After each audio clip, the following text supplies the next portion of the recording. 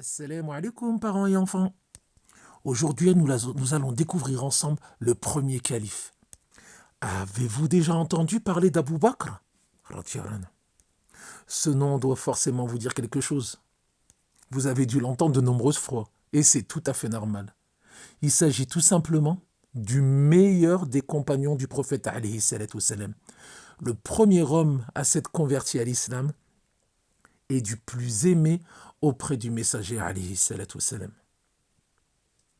Un jour, un compagnon a interrogé le prophète alayhi salatu wassalam, en lui disant « Ô messager d'Allah, quel homme aimes-tu le plus ?» Il répondit « Abu Bakr ». Abu Bakr était un noble et riche Mécois. Dès sa conversion, il a mis sa richesse et toute sa vie au service de l'islam. Omar ibn al-Khattab, second calife de l'islam, il dit de lui « Abu Bakr est notre maître, le meilleur d'entre nous, et le plus aimé auprès du messager d'Allah alayhi salatu wassalam. » Une réputation méritée. Abu Bakr, il était un commerçant intègre. Il était doué d'une sagesse reconnue dans toute la société mécoise. Dès qu'il s'est converti, il s'est lancé dans l'appel à l'islam.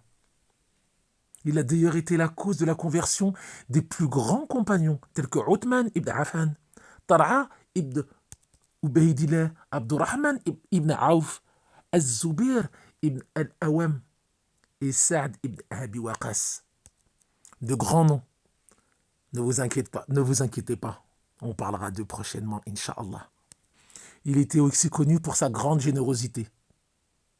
Il n'hésitait pas à racheter un grand nombre de compagnons parmi les esclaves qui se faisaient torturer pour ensuite les affranchir. Parmi eux, il y avait Bilal ibn Rabah, le mueddin du messager d'Allah alayhi salatu wassalam. En l'an 9 de l'Hégire, juste avant la bataille de Tabouk, le prophète alayhi salatu wassalam a demandé à ses compagnons de dépenser dans le sentier d'Allah pour équiper l'armée des musulmans avant d'aller combattre les Byzantins. Abu Bakr, il est venu avec tout ce qu'il possédait et il l'a donné au prophète alayhi salatu wassalam. Le prophète alayhi salam, il lui a dit alors « Mais qu'as-tu laissé à ta famille ?» Et Abu Bakr, il a répondu « Je leur ai laissé Allah et son prophète alayhi salatu wassalam. » Ce jour-là, Omar ibn al-Khattab, qui cherchait à le concurrencer dans les bonnes actions, il a compris que personne ne pouvait rivaliser avec Abu Bakr dans l'adoration d'Allah. Il était le compagnon qui possédait la plus grande foi. Le prophète alayhi salatu wassalam, il a dit à son sujet, si l'on plaçait la foi d'Abu Bakr sur une balance et face à elle, la foi des habitants de la terre entière, elle aurait le dessus. Subhanallah.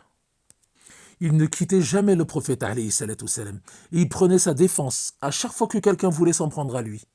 Un jour, les polythéistes bondirent sur le prophète alayhi salatu wassalam et se mirent à le frapper. Abu Bakr s'est de suite interposé. Ils se mirent alors à le frapper jusqu'à le défigurer et ils lui firent perdre connaissance.